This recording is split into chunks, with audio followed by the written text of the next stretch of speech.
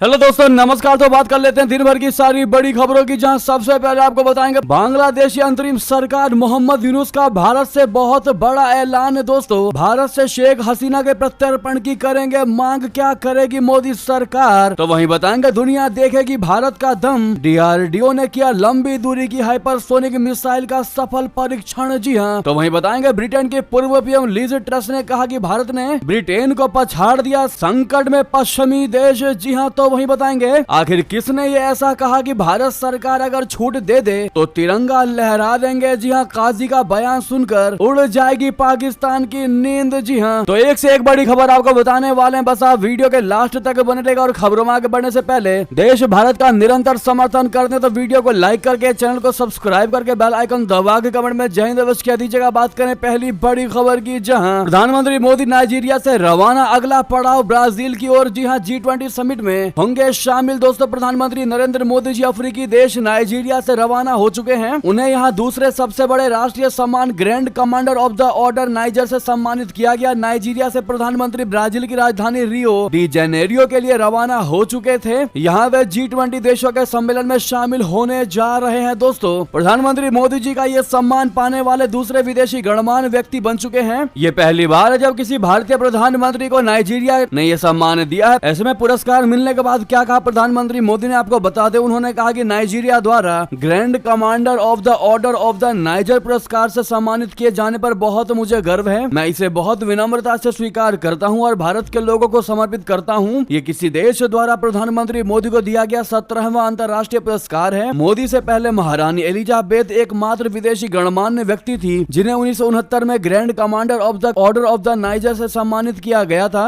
ऐसे में माना जा रहा है दोस्तों की भारत और नाइजीरिया के रिश्ते काफी ज्यादा मजबूत होते जा रहे हैं। आने वाले समय में इसमें और मजबूती आएगी। लेकिन दोस्तों, आप लोग प्रधानमंत्री नरेंद्र मोदी जी को इस अवार्ड मिलने के लिए कांग्रेचुलेशन पीएम मोदी जी कहना बिल्कुल मत भूलिएगा दोस्तों कमेंट में। और वीडियो को अभी तक लाइक नहीं किया है, अगर आपको भी अवार्ड मिलने की खुशी है तो जरूर लाइक कर दीजिएगा। साथ ही साथ अगली खबर बता दें, भारत से शेख हसीना के प्रत्यर्पण की मांग करेंगे। जी हाँ, मोहम्मद यूनुस का बड़ा ऐलान, क्या करेगी मोदी सरकार? आपको बता दें, बांग्लादेश की अंतरिम सरकार के प्रमुख मोहम्मद यूनुस ने रविवार को कहा कि उनका प्रशासन अब 10 प्रधानमंत्री शेख हसीना को भारत से वतन भेजने की मांग करेगा। बांग्लादेश में अगस्त में बड़े पैमाने पर विरोध प्रदर्शनों के चलते सत्ता से बेदखल होने के बाद हसीना निर्वासन में है। अपने कार्यकाल के 100 दिन पूरे होने पर राष्ट्र के नाम संबोधन में यूनुस ने कहा है कि अंतरिम सरकार हसीना सहित उन लोगों पर मुकदमा चलाएगी जो छात्र नेतृत्व वाले प्रदर्शनों के दौरान सैकड़ों मौतों के लिए जिम्मेदार है। हसीना के देश छोड़कर जाने के 3 दिन बाद यूनुस ने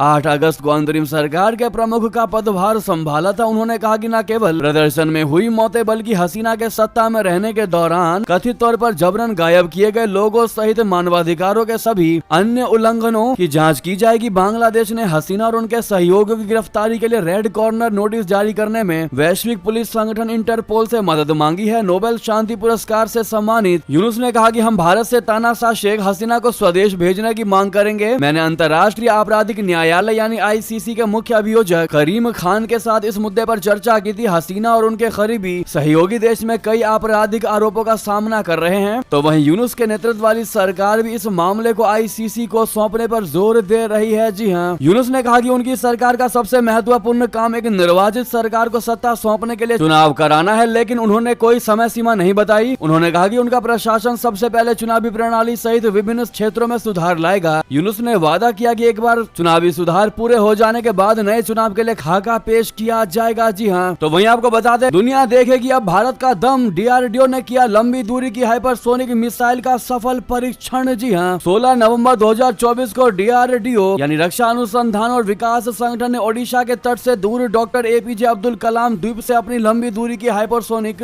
मिसाइल का सफल परीक्षण किया। ये परीक्षण भारत के रक्षा क्षेत्र में एक महत्वपूर्ण कदम साबित हुआ है जो देश की उन्नत सैन्य क्षमताओं को और मजबूत करता है। ये हाइपरसोनिक मिसाइल भारतीय सशस्त्र बलों के लिए डिजाइन की गई है और ये 1500 किलोमीटर से अधिक की दूरी तक विभिन्न पेलोड ले जाने में सक्षम है। मिसाइल को विभिन्न रेंज प्रणालियों द्वारा ट्रैक किया गया था और इसके परीक्षण के दौरान प्राप्त डेटा ने सफल टर्मिनल युद्धाभ्यास और उच्च सटीकता से प्रभाव को सिद्ध किया। इसके साथ ही हाइपरसोनिक मिसाइल की खासियत ये है कि ये 5 मैक यानी कि 6174 किलोमीटर प्रति घंटा से अधिक की गति से यात्रा करती है। इस गति से मिसाइल का पता लगाना और उसे रोकना अत्यधिक चुनौतीपूर्ण हो जाता है। इस प्रकार की मिसाइलों का सफल परीक्षण भारत की रणनीतिक प्रतिरोधक क्षमता को और अधिक मजबूती प्रदान करता है और देश की राष्ट्रीय सुरक्षा को बेहतर बनाने की दिशा में एक महत्वपूर्ण कदम है। वहीं बता दें, ब्रिटेन की पूर्व प्रधानमंत्री लीज ट्रस ने कहा कि भारत ने यूनाइटेड किंगडम को पछाड़ दिया है, संकट में है पश्चिमी देश। जी हां, ब्रिटेन के पूर्व प्रधानमंत्री लीज ट्रस ने शनिवार को एक समिट में कह दिया है कि भारत को क्वाड और G7 जैसे वैकल्पिक ढांचों का एक महत्वपूर्ण हिस्सा बनना चाहिए, जो वर्तमान समय में चीन के बढ़ते खतरे और संयुक्त राष्ट्र की वैश्विक मुद्दों को हल करने में अक्षमता के कारण अधिक प्रासंगिक हो गए हैं। लीज ट्रस ने भारत और चीन के बीच लोकतंत्र और कानून के शासन के प्रति उनकी प्रतिबद्धता को लेकर बड़ा अंतर बताया। उन्होंने कहा कि भारत भविष्य में महत्वपूर्ण नेतृत्व की भूमिका निभाने वाला है। उन्होंने ये भी जोर दिया कि चीन के बढ़ते खतरे के बीच भारत का क्वाड में बड़ा योगदान है। जी हाँ, ट्रस ने कहा कि पश्चिमी देश गंभीर संकट में है और ब्रिटेन की अर्थव्यवस्था भारत के सुधारों की वजह से पीछे रह गई है। उन्होंने ये स्वीकार कर लिया है कि भारत ने आर्थिक विकास के मामले में ब्रिटेन को पीछे छोड़ दिया है। ब्रिटेन के लोग ट्रंप की तरह एक क्रांति चाहते हैं जिसमें वामपंथी विचारधारा का मुकाबला, लोगों को अधिक अधिकार और व्यवसायों को अधिक अवसर देना शामिल है। जी हाँ, अब ऐसे में ब्रिटेन की पूर्व पीएम लीज ट्रस के इस बात के बाद आपकी क्या राय होने वाली है दोस्तों, कमेंट में अवश्य बताइएगा। तो वहीं आपको बता दें, काजी का बयान सुनकर चौंक जाएंगे आप, उड़ जाएगी पाकिस्तान की नींद। जी हाँ, भारत सरकार छूट दे दे तो तिरंगा लहरा देंगे। दरअसल महाराष्ट्र में वोट जिहाद की खबरों के बीच एक मौलाना ने पीओके पर तिरंगा लहराने की बात कही तो पाकिस्तान के कलेजे में सांप लौट गए होंगे। भोपाल से इस्लामाबाद का डर बढ़ाने वाली खबर आई है। ऑल इंडिया जमीयते उलेमा ने कहा है कि हमारी नियत पर कोई शक ना करें, अगर भारत सरकार छूट दे दे तो भारतीय मुसलमान पाकिस्तान जाकर तिरंगा लहरा देंगे। ऑल इंडिया जमीयते उलेमा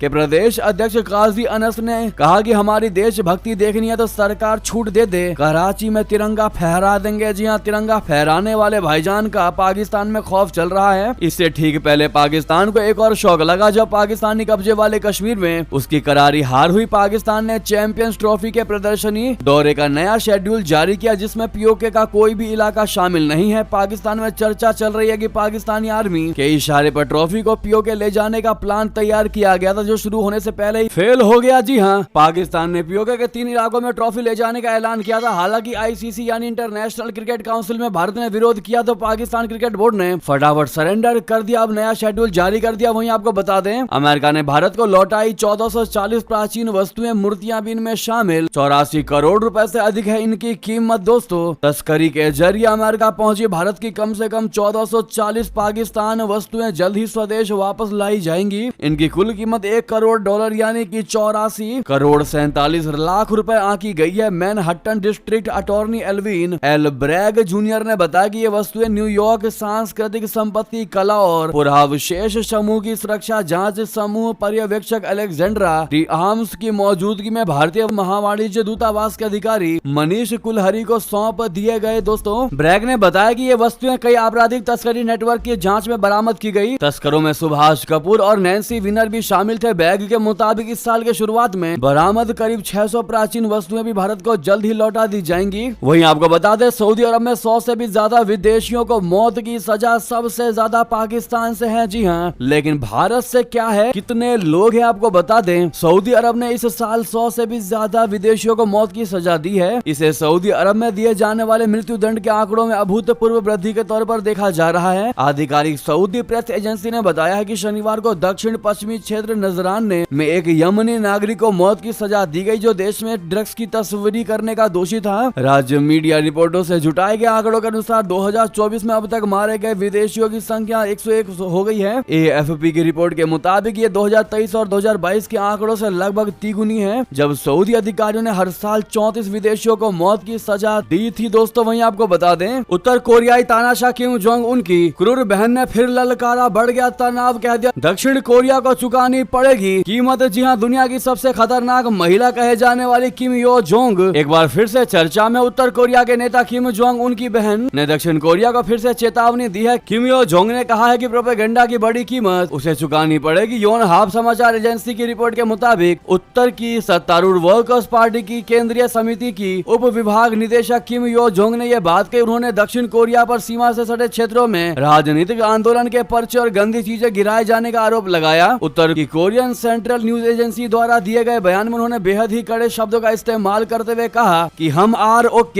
यानी दक्षिण कोरिया का आधिकारिक नाम है दोस्तों ROK, उसके बदमाश बदमाशों की शर्मनाक और गंदे कृत्यों की कड़ी निंदा करते हैं। उन्होंने कहा ऐसा कोई घर का मालिक नहीं होगा जो साफ सुथरे आंगन में बिखरे ऐसे गंदे कचरे पर शायद ही कभी क्रोधित ना हो, ऐसी गंदगी जिसे एक कुत्ता भी छूना पसंद ना करता हो। उन्होंने कहा धैर्य की भी एक सीमा होती है। सबसे घिनौने शराब के खिलाफ DPRK के लोगों का गुस्सा चरम पर है। वहीं आपको बता दें मणिपुर में NPP ने हिंसा के मद्देनजर NDA सरकार से वापस ले लिया अपना समर्थन। जी हां, प्रधानमंत्री पर लगाए गंभीर आरोप। दोस्तों मणिपुर में भाजपा को बड़ा झटका लगा है। दरअसल हिंसा के मद्देनजर NPP ने भाजपा नीत सरकार से समर्थन वापस ले लिया है। जानकारी के मुताबिक NPP ने राज्य में जारी हिंसा को रोकने के लिए CM N बीरेन सिंह को कोशिशों पर सवाल भी खड़े कर दिए। नेशनल पीपल्स पार्टी ने भारतीय जनता पार्टी की सरकार को राज्य में लंबे समय से चल रही अशांति के लिए जिम्मेदार ठहराया है। नेशनल पीपल्स पार्टी के भाजपा अध्यक्ष JP नड्डा को लिखे पत्र में लिखा कि नेशनल पीपल्स पार्टी मणिपुर राज्य में मौजूदा कानून और व्यवस्था की स्थिति पर अपनी गहरी चिंता व्यक्त करना चाहती है। वहीं आपको बता दें मणिपुर से ही खबर आ रही है NPP ने भाजपा से समर्थन वापस लिया। सरकार को खतरा नहीं, अफस्पा हटाने की कर डाली मांग। और खड़गे ने कहा मणिपुर ना एक ना सेफ। जी हाँ, मणिपुर में 3 महिला और 3 बच्चों के शव मिलने के बाद हिंसक प्रदर्शन जारी है।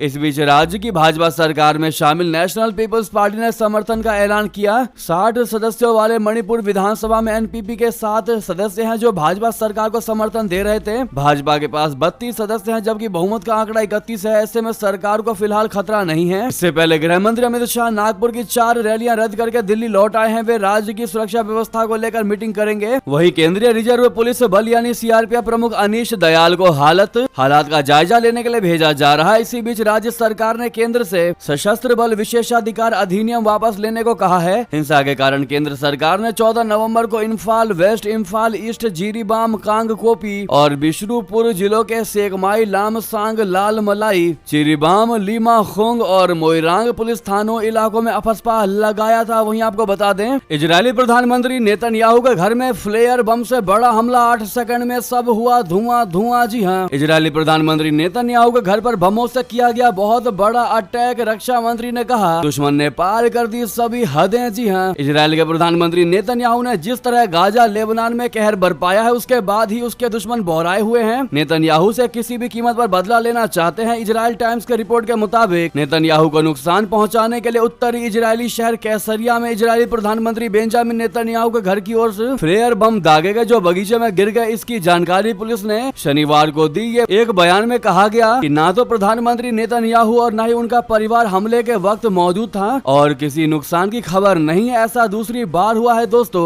जब प्रधानमंत्री बेंजामिन नेतन्याहू के घर पर हमला किया गया है। independent.co.uk के मुताबिक इजरायल के राष्ट्रपति इसहाक हर्जोग ने एक्स पर एक पोस्ट में घटना की निंदा की और कहा कि मामले की जांच चल रही है। सुरक्षा मंत्री इटमार बेन गवीर ने भी एक्स पर कहा कि प्रधानमंत्री बेंजामिन नेतन्याहू के खिलाफ भड़काने की कोशिशें सभी सीमाओं को पार कर गई है। आज रात उनके घर में फ्लैश बम फेंकना एक और रेड लाइन को पार करना है। साथ ही साथ दोस्तों अगली खबर बता दें ईरान के सुप्रीम लीडर खामेनेई ने कर लिया अपनी विदाई की तैयारी। बेटे को चुपचाप बना दिया उत्तराधिकारी। दरअसल इजरायल से तनाव के बीच खबर है कि ईरान के supreme leader Ayatollah Ali Khamenei की भी सेहत काफी बिगड़ गई है। ऐसे में रिपोर्ट्स में बताया गया है कि खामेनेई ने अपने दूसरे बेटे मुजतबा खामेनेई को अपना उत्तराधिकारी चुन लिया गया है। उन्होंने गुप्त रूप से ये काम किया है। बता दें कि खामेनेई 85 साल के हैं और काफी बीमार चल रहे हैं। रिपोर्ट्स में कहा गया है कि वो नहीं चाहते कि उनकी मौत के बाद सत्ता का संघर्ष हो, इसीलिए अपने बेटे को जिम्मेदारियां दे दी हैं। जानकारों का कहना है कि ईरान की एक्सपर्ट असेंबली ने 2 महीने पहले ही नए सुप्रीम लीडर का चुनाव कर लिया था। खामेनेई ने इस गुप्त रूप से असेंबली की बैठक बुलाकर यह फैसला करने को कहा था। इसके बाद मुजतबा खामेनेई के नाम पर सहमति जताई गई। जी हाँ, साथ ही साथ बता दें हिजाब ना पहनने वाली महिलाओं का होगा मानसिक इलाज। ऐसा क्यों कर रहा है ये देश ईरान? दोस्तों हिजाब ना पहनना और हिजाब पहनने का विरोध करना महिलाओं पर कितना भारी पड़ सकता है ये ईरान के इस नए फैसले से समझा जा सकता है। ईरान के हिजाब कानून का देश में जमकर विरोध हो रहा है। महिलाएं हिजाब पहनने की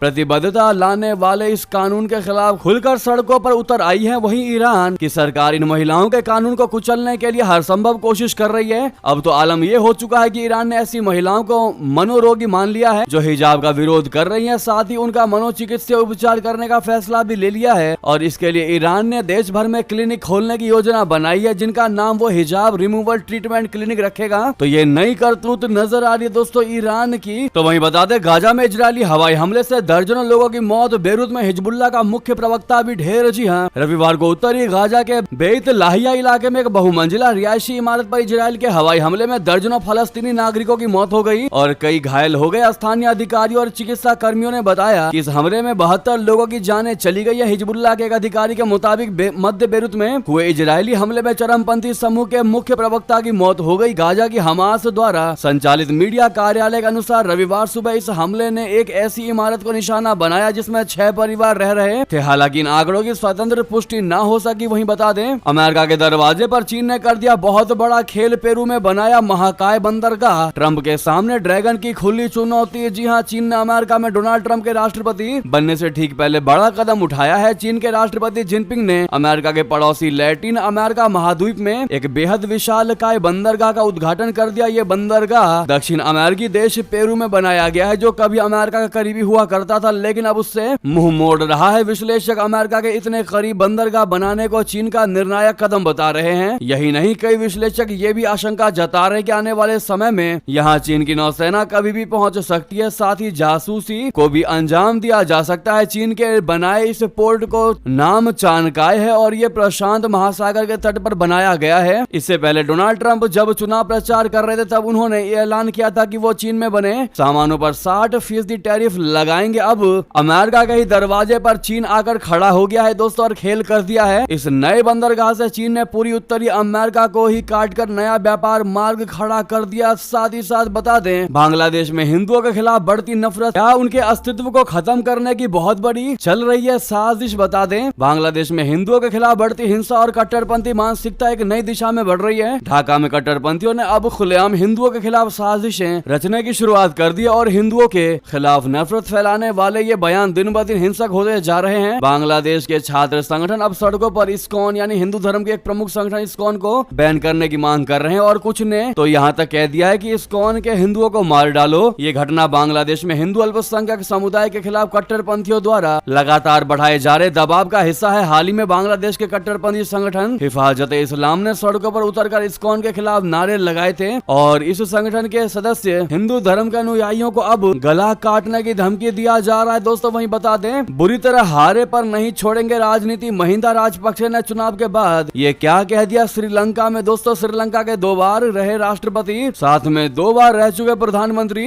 महिंदा राजपक्षे ने अपने 79वें जन्मदिन से 2 दिन पहले कहा है कि वो अभी राजनीति नहीं छोड़ेंगे। बुधवार को संपन्न हुए संसदीय चुनाव में श्रीलंका पोदुजना पेरामुना को मात्र 3% वोट मिलने के बाद महिंदा राजपक्षे की ये पहली प्रतिक्रिया है। इन चुनावों में SLPP को करारी शिकस्त देते हुए सत्तारूढ़ नेशनल पीपल्स पावर ने एक तरफा जीत हासिल की है। दोस्तों वहीं बता दें, आखिरी बार जिनपिंग से बतौर राष्ट्रपति मिले जो बाइडेन ट्रंप के आने से पहले अमेरिका चीन संबंधों में स्थिरता लाने की कोशिश। जी हां, अमेरिकी राष्ट्रपति बाइडेन ने शनिवार को चीनी राष्ट्रपति जिनपिंग से बतौर राष्ट्रपति अंतिम बार मुलाकात की, लेकिन डोनाल्ड ट्रंप के शपथ ग्रहण से पहले तनाव कम करने का उनका लक्ष्य साइबर अपराध, व्यापार, ताइवान और रूस को लेकर नए विवादों के कारण चुनौतीपूर्ण हो गया है। व्हाइट हाउस की ओर से बताया गया है कि बाइडेन और शी जिनपिंग ने 7 महीनों में पहली बार बातचीत की है, जो एशिया प्रशांत आर्थिक सहयोग यानी अपेक सम्मेलन के दौरान पेरू के लीमा में हुई है। अपेक बैठक अमेरिकी समय अनुसार शाम 4 बजे निर्धारित थी। जी हाँ, तो वहीं आपको बता दें, पाकिस्तान में बढ़ता प्रदूषण, हवा हुई जहरीली, 75,000 से अधिक मरीज अस्पतालों में भर्ती। जी हाँ, पाकिस्तान के पंजाब प्रांत में शनिवार को जहरीली धुएं और अत्यधिक वायु प्रदूषण के कारण 75,000 से अधिक लोग श्वसन संबंधित यानी सांस लेने संबंधित समस्याओं के इलाज के लिए अस्पताल में भर्ती हुए। स्वास्थ्य अधिकारियों के अनुसार इनमें से 3,359 मरीज अस्थमा, 286 हृदय रोग, 60 स्ट्रोक और 627 कंजंक्टिवाइटिस यानी आंखों का संक्रमण के शिकार थे। तो वहीं जब प्रदूषण की बात हुई तो दिल्ली की बात कर लेते हैं, जहां पर भारत में दिल्ली में AQI 450 पार के पार। ये बहुत गंभीर श्रेणी। जी हां, 10वीं 12वीं को छोड़कर सभी क्लासेस ऑनलाइन होंगी। 50% नौकरी पेशा लोगों को वर्क फ्रॉम होम दे सकते हैं। जी हां, दिल्ली में वायु गुणवत्ता सूचकांक यानी AQI रविवार को